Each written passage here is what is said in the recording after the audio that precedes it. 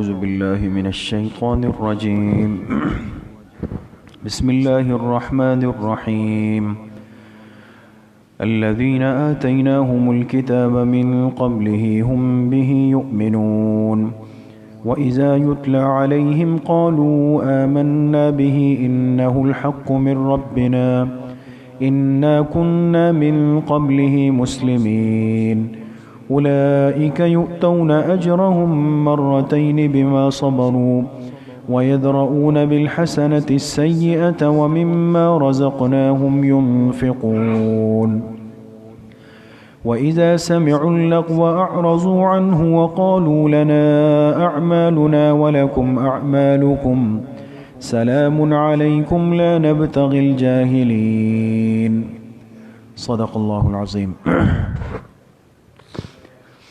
یہ سورۃ القصص کی آیت نمبر 52 سے آیت نمبر 55 تک 4 آیتیں آپ حضرات کے سامنے تلاوت کی گئی ہے۔ گزشتہ کل کے درس میں یہ بات گزری ہے کہ وہ لوگ جو جناب نبی کریم صلی اللہ علیہ وسلم پر ایمان نہیں رکھتے تھے، نہ آپ پر اترنے والی وحی پر ایمان رکھتے تھے، یعنی مشرکین مکہ، جب ان سے کہا جاتا کہ آخری پیغمبر مبعوث ہو چکے ہیں، دنیا میں تشریف لا چکے ہیں، تم ایمان لے آؤ، تو اپنی جان چھڑانے کے لیے مختلف قسم کے حیلے بہانے کرتے تھے، اور ان میں ایک بڑا بہانہ ان کا یہ تھا کہ بھئی ہم اس کو پیغمبر کیسے مان لیں کہ جب کہ ان پر اترنے والی وحی وقفے وقفے سے اترتی ہے، تھوڑی تھوڑی کر کے آتی ہے، کبھی کم کبھی زیادہ، کبھی ایک صورت کبھی آدھی صورت۔ اگر یہ واقعی سچے پیغمبر ہیں تو پوری کتاب ایک ساتھ کیوں نہیں آئی؟ جیسے کہ موسیٰ علیہ السلام پر تورات ایک ساتھ اتری ہے، آپ پر بھی اتر جاتی۔ اب یہ اعتراض اور اشکال بالکل بے مقصد بے ڈھنگا ہے، اس کی کوئی حیثیت نہیں، لیکن اللہ پاک نے ان کی تسلی اور تشفی کے لیے اس کے 2 جوابات دیے۔ ایک جواب تو کل کے درس میں آپ حضرات کے سامنے آیا کہ وَلَقَدْ وَصَّلْنَا لَهُمُ الْقَوْلَ لَعَلَّهُمْ يَتَذَكَّرُونَ، کہ ہم نے اس قرآن کریم کو آہستہ آہستہ کر کے اتارا تاکہ ان کے لیے نصیحت حاصل کرنا آسان ہو جائے۔ اس لیے کہ جو چیز ترتیب پر آہستہ آہستہ کم مقدار میں آتی ہے تو یہ انسانی فطرت ہے کہ اس کو سمجھنا، یاد رکھنا، اس پر عمل کرنا آسان ہوتا ہے۔ یکمشت ایک بار میں اگر پوری چیز پکڑا دی جائے تو اس کو سنبھالنا بہت مشکل ہے۔ آج قرآن کریم کے جو حافظ ہے، عالم ہے، اس پر انسان عمل کرتا ہے، اس کو سنتا ہے، سمجھتا ہے، اس کی وجہ کیا ہے کہ ہر چیز ایک ترتیب پر ہے۔ آپ اسی کو لے لیں، ہمارا یہ جو درس ہے یہ 15-20 منٹ کا ہے، اگر بالفرض آج کا درس شروع ہو جائے اور آپ گھڑی دیکھتے رہیں اور میں 12 بجے جا کے ختم کروں، کیا خیال ہے کل سے آپ لوگ بیٹھیں گے؟ میرے خیال میں تو 2-3 ساتھیوں کے علاوہ کوئی بھی تیار نہیں ہوگا، بالکل برحق ہوں گے آپ لوگ۔ اس لیے کہ انسان اپنی مصروفیات اور ترتیب کے بعد جب دین کے سیکھنے کے لیے بیٹھتا ہے تو حدیث پاک میں آتا ہے کہ جناب نبی کریم صلی اللہ علیہ وسلم نے خود بھی اور صحابہ کو اس کا حکم دیا کہ امت کو وعظ و نصیحت میں اور علم سکھانے میں ان کے مزاج کی رعایت رکھو۔ اس لیے ایک صحابی آئے آپ علیہ السلام کے پاس اور آپ سے عرض کی کہ ہم چاہتے ہیں کہ آپ روز ہمیں بٹھایا کریں، تو آپ علیہ السلام نے ارشاد فرمایا کہ میرے لیے مشکل نہیں، لیکن مخافت السامۃ علیکم، مجھے اندیشہ ہے کہ میں اگر شروع کر دوں گا بہت جلد اکتا جاؤ گے۔ یہ کس کا ارشاد ہے؟ جناب نبی کریم صلی اللہ علیہ وسلم۔ اور کن سے فرمایا گیا؟ صحابہ اکرام، جو 1 نمبر کے مومن ہیں۔ دین کے سمجھنے سمجھانے میں جب اللہ کے پیغمبر نے 1 نمبر ایمان والوں کی رعایت رکھی ہے تو آج تو ہمارا ایمان بہت کمزور ہے، ہم تو ہر اعتبار سے کمزور لوگ ہیں۔ ایک چیز تھوڑی سی ترتیب سے بڑھ جائے گی، بوجھ آ جائے گا، چھوڑ کے چلے جائیں گے۔ تو اس لیے قرآن کریم کو اللہ پاک نے تھوڑا تھوڑا کر کے اتارا. ایک جواب. دوسرا جواب یہ دیا گیا جو آج کی آیات میں ہے کہ تم کہتے ہو کہ قرآن کریم ایک ساتھ نہیں اترا اس لیے ہم نہیں مانتے. تورات ایک ساتھ اتری تھی، اسی طرح قرآن اترنا چاہیے. تو اللہ پاک نے فرمایا کہ جو تورات اور انجیل کے ماننے والے منصف مزاج، الفاظ پہ غور کیجئے گا دوستو، تورات اور انجیل کے ماننے والے منصف مزاج علماء ہیں جن کے پاس پچھلی آسمانی کتابوں کا علم تھا، لیکن علم کے ساتھ ساتھ ان کے اندر انصاف بھی تھا.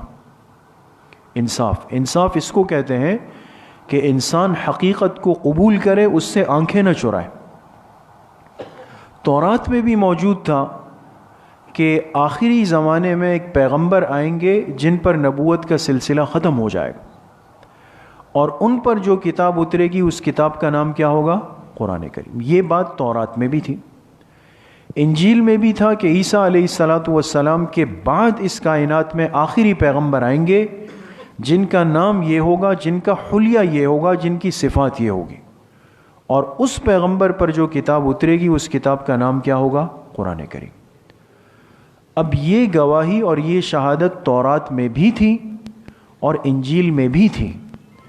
یہی وجہ ہے کہ تورات اور انجیل کا علم رکھنے والے جو منصف مزاج تھے، جن میں انصاف تھا، جنہوں نے حقیقت سے آنکھیں نہیں چرائی، انہوں نے جب یہ باتیں انجیل اور تورات میں پڑھی تو اسی وقت سے وہ ایمان لے آئے کہ اگر ہمیں اپنی زندگی میں آخری پیغمبر کی زیارت نصیب ہوئی تو ہم ضرور بھی ضرور اس پر ایمان لے آئیں گے،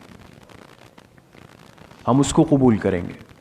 تو اللہ پاک نے فرمایا تم مثال میں پیش کرتے ہو یہود کو، موسیٰ علیہ السلام کو، تھوڑی سی مہربانی کر لو اور جا کے ان کے منصف مزاج علماء کو دیکھ لو جو پہلے تورات کو مانتے تھے آج وہ بھی قرآن کو مانتے ہیں، جو پہلے انجیل کو مانتے تھے وہ بھی آج قرآن کریم کو مانتے ہیں. تو ثابت ہو گیا کہ وہ لوگ تو خود قرآن کریم کو قبول کرنے میں، اس پر ایمان لانے میں انہوں نے تأمل نہیں کیا، حیلے بہانے نہیں بنائے، لیکن تم بہانے بنا کر اپنی جان چھڑانا چاہتے ہو. تو آج کی جو 4 آیتیں ہیں دوستو، اس میں اللہ پاک نے ان اہل کتاب کا، یہود و نصارہ کا ذکر کیا کہ جو اپنے وقت میں اپنے پیغمبروں کی کتابوں پر بھی ایمان لائے، لیکن بعد میں حضور علیہ السلام کی جب بعثت ہوئی ان کو پتہ چلا تو آپ علیہ السلام پر بھی ایمان لائے، قرآن کریم پر بھی ایمان لائے. ان کا ایمان لانا دلیل تھا کہ واقعی اللہ کے آخری پیغمبر بھی برحق ہے اور یہ آخری کتاب بھی برحق ہے.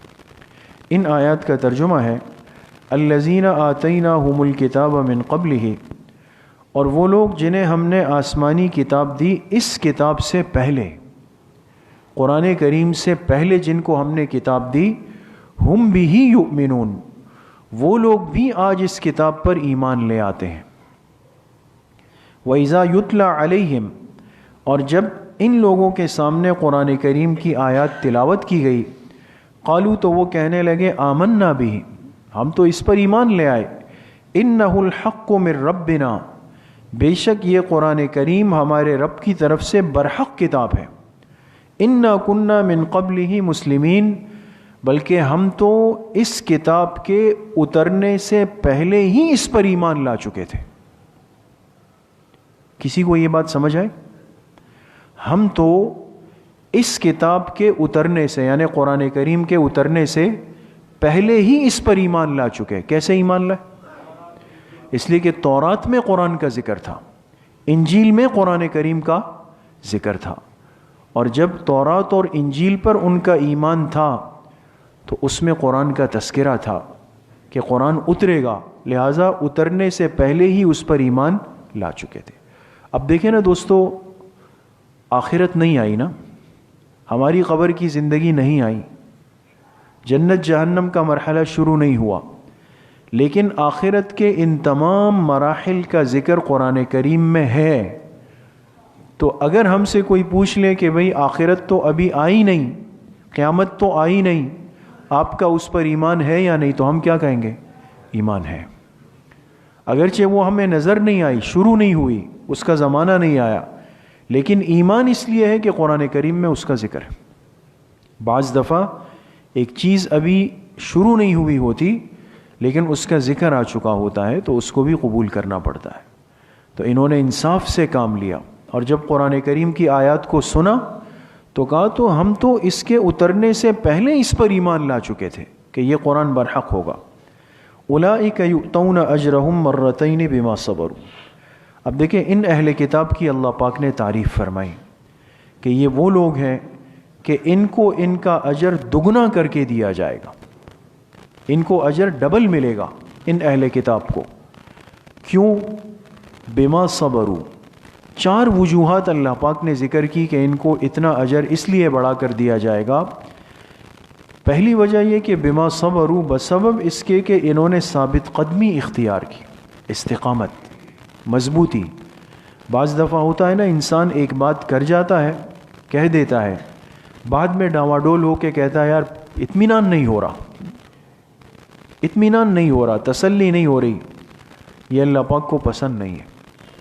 عقیدہ کہتے ہی اس کو ہے کہ جس پر انسان ایمان رکھے تو چٹان کی طرح مضبوط ہو، اس میں ثابت قدمی ہو۔ پہلی بات یہ کہ ان میں ثابت قدمی تھی۔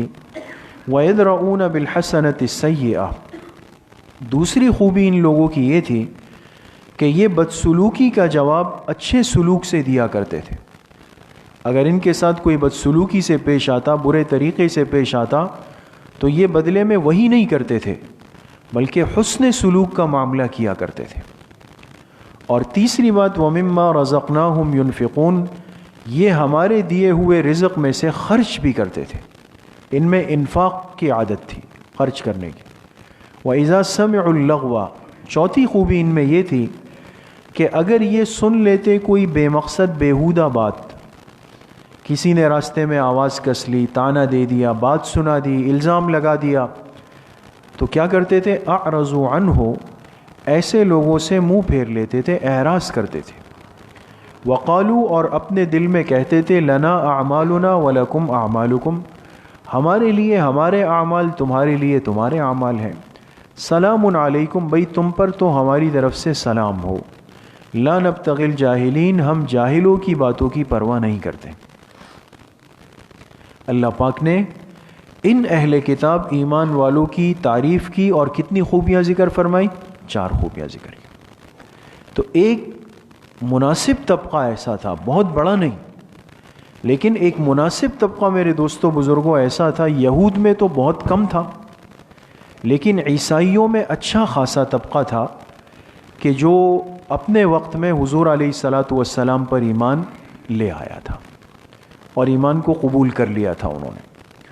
اور اسی موقع پر مفسرین نے لکھا ہے کہ حبشہ میں جو بادشاہ گزرا تھا، نجاشی، نا مشہور جس کا واقعہ ہے، حبشہ جہاں مسلمان ہجرت کر کے گئے تھے، یہ نجاشی جو تھا یہ اصلاً عیسائی تھا، عیسائی، اور یہ حضور علیہ الصلاۃ والسلام پر بعد میں ایمان لے آیا۔ حضور علیہ السلام کی زیارت نہیں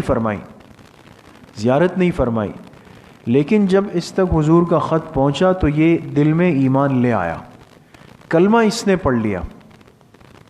لہٰذا جب اس کا انتقال ہوا تو حالت ایمان پر ہوا حبشہ میں نجاشی کا، اور آپ علیہ الصلاۃ والسلام مدینہ میں تھے۔ آپ نے صحابہ اکرام سے فرمایا، آج تمہارے ایک مسلمان بھائی کا انتقال ہو گیا ہے، وہ حبشہ میں ہے، نجاشی، اس کا انتقال ہوا، اور آپ علیہ السلام کہاں تشریف فرمائے؟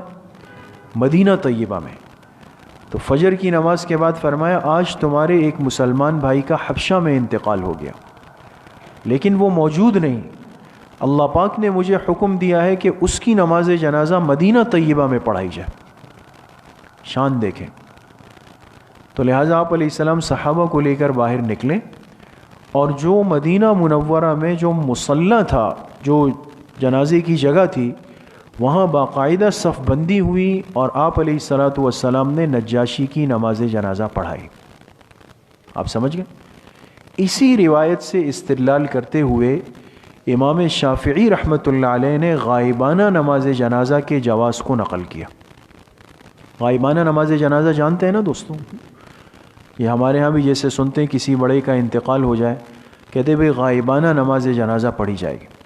یہ ایک روایت نجاشی بادشاہ کے متعلق صحیح حدیث میں موجود ہے کہ آپ نے باہر نکل کر ان کی نماز جنازہ پڑھائی. تو امام شافعی رحمۃ اللہ علیہ فرماتے ہیں کہ نجاشی تو وہاں نہیں تھا، وہ تو حبشہ میں تھا، اس کی غیر موجودگی میں نماز جنازہ پڑھی گئی. تو یہ اس بات کی دلیل ہے کہ اگر کوئی مسلمان یا کوئی بڑے درجے کا دین سے تعلق رکھنے والا دنیا کے کسی کونے میں فوت ہو جائے اور ہم اس کی نماز جنازہ میں شریک نہ ہو سکے تو اپنے مقام پر ہم پڑھ سکتے ہیں. لیکن امام اعظم امام الائمہ امام ابو حنیفہ رحمۃ اللہ علیہ نے فرمایا کہ یہ حضور علیہ الصلاۃ والسلام کی خصوصیت تھی. یہی وجہ ہے کہ پوری زندگی میں حیات طیبہ میں ایک مرتبہ ایسا ہوا، ورنہ کتنے صحابہ اکرام مختلف موقعوں پہ شہید ہوئے ہے نا، ان کی شہادتیں ہوئی اور آپ علیہ الصلاۃ والسلام ان کی نماز جنازہ میں شریک نہیں ہوئے. تو اگر یہ عام حکم ہوتا تو سب کی نماز جنازہ مدینہ منورہ میں ہوتی. تو امام اعظم ابو حنیفہ رحمۃ اللہ علیہ نے فرمایا ایک خاص واقعہ ہے، اللہ پاک نے ان کو خصوصیت دی. ایک بات. دوسری بات امام ابو حنیفہ رحمۃ اللہ علیہ فرماتے ہیں کہ ایک روایت میں ہے کہ یہ جنازہ غائبانہ نہیں تھی، بلکہ اللہ پاک نے اکراماً فرشتوں کو حکم دیا اور وہ نجاشی کی میت کو حبشہ سے لے کر آئے فرشتے، اور آپ علیہ الصلاۃ والسلام نے جب صف بندی فرمائی تو نجاشی کی میت آپ کے سامنے رکھی گئی اور آپ نے تب نماز جنازہ پڑھائی. بات سمجھ میں آ گئی؟ خیر یہ تو بیچ میں ضمناً ایک بات آ گئی. تو حبشہ سے 40 افراد آئے تھے حضور علیہ الصلاۃ والسلام پر ایمان لانے کے لیے.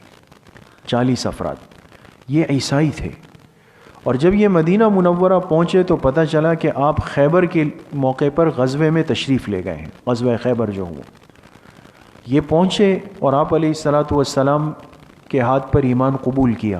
اب ہم کیا کریں؟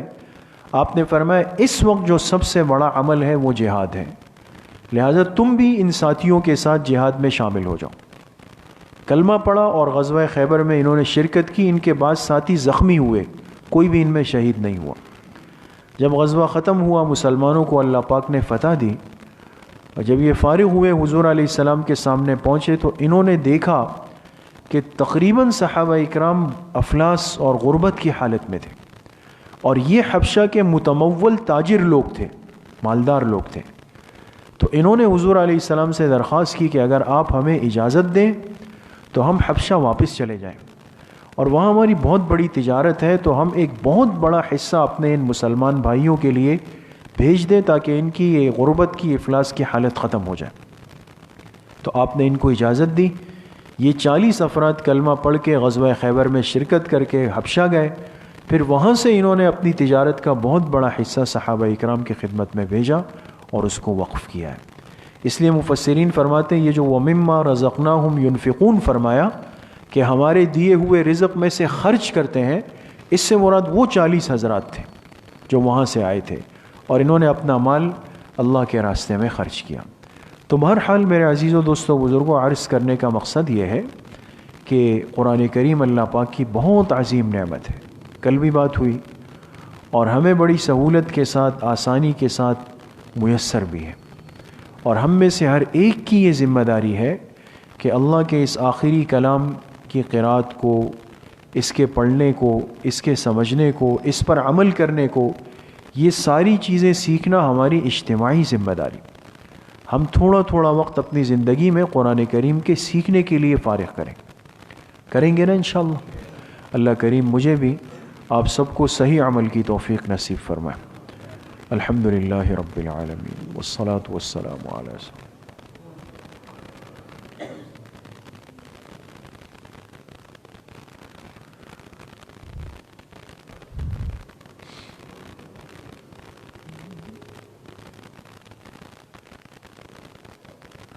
وصلی اللہ وسلم علی نبینا محمد وآلہ واصحابہ اجمعین برحمتک.